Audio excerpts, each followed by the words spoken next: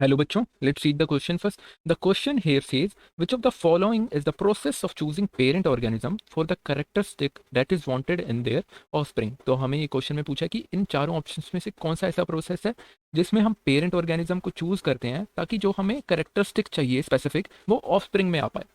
तो पहला ऑप्शन है एक्टिव सिलेक्शन, बी ऑप्शन है रिप्रोडक्टिव सिलेक्शन, सी ऑप्शन है सेलेक्टिव ब्रीडिंग, डी ऑप्शन है नन ऑफ द अबव। तो हमारा जो की कॉन्सेप्ट यहाँ पे हो जाएगा वो हो जाएगा सेलेक्टिव ब्रीडिंग। Selective breeding. अब ये सेलेक्टिव ब्रीडिंग होता क्या है? सेलेक्टिव ब्रीडिंग को हम आर्टिफिशियल सिलेक्शन भी बोलते हैं। Artificial selection. अब आर्टिफिशियल सिलेक्शन में होता क्या है ये हम जानते हैं सबसे पहले। तो आर्टिफिशियल सिलेक्शन का क्या मतलब है? ऐसा प्रोसेस जिसमें हम पेरेंट्स को सिलेक्ट करते हैं, select parents with desirable traits जो हमें चाहिए। अब मान लो एक शुगर केन की वैरायटी है ए, तो मुझे क्या चाहिए? ये ए वैरायटी जो है ये मान लो शॉर्टर है, तो मुझे लॉन्गर शुगर केन चाहिए। तो मैं क्या लूँगा? कोई बी वैरायटी ढूंढ लूंगा जो लॉन्गर है शुगर केन की, और ऐसी ही बी वैरायटी सेलेक्ट करूंगा। एक पूरी पॉपुलेशन है, उसमें दो वैरायटीज है, ए वैरायटी और B variety. A variety shorter है और बी वैरायटी लॉन्गर है, तो मैं क्या कर लूंगा? सिर्फ बी वैरायटी को सिलेक्ट कर लूंगा क्योंकि मुझे यही चाहिए। तो इसी को हम बोल रहे हैं आर्टिफिशियल सिलेक्शन या फिर सेलेक्टिव ब्रीडिंग, क्योंकि हमें पर्टिकुलर कोई ट्रेड चाहिए। पर्टिकुलर ट्रेड हमने एग्जाम्पल के तौर पर क्या लिया? लॉन्गर स्टेम ली, शुगर केन की स्टेम जो है वो लॉन्गर होनी चाहिए। और इसका यूज क्या है? कमर्शियल वैरायटी बनाते हैं जो मार्केट में यूज हो पाए। तो कमर्शियल ट्रेड को हम सेलेक्ट करते हैं ताकि हम उसको बेच पाएं आगे, या फिर मार्केट वैल्यू बना पाएं, उसकी मार्केट वैल्यू बना पाएं जिसकी हम।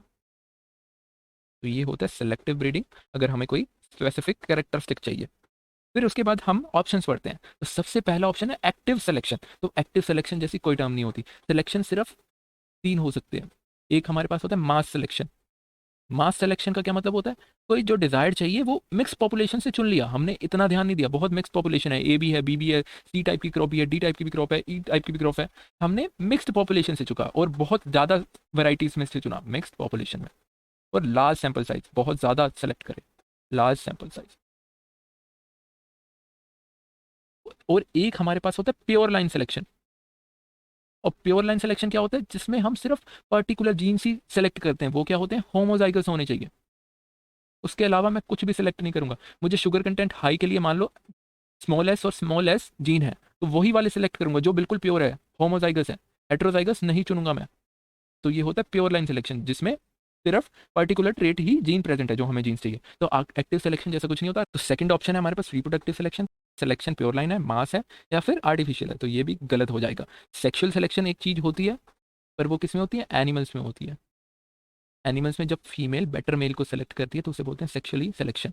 तो ये भी गलत हो जाएगा हमारे पास। फिर सी है सेलेक्टिव ब्रीडिंग। हाँ, ये बिल्कुल सही ऑप्शन है जो अभी हमने डिस्कस करा, आर्टिफिशियल सिलेक्शन, जिसमें हम पर्टिकुलर कैरेक्टरिस्टिक्स लाने के लिए पेरेंट्स को सेलेक्ट करते हैं। डी है नन ऑफ दीज, जो गलत हो जाएगा। The correct answer will go to C, selective breeding. I hope you understand it well. Thank you very much.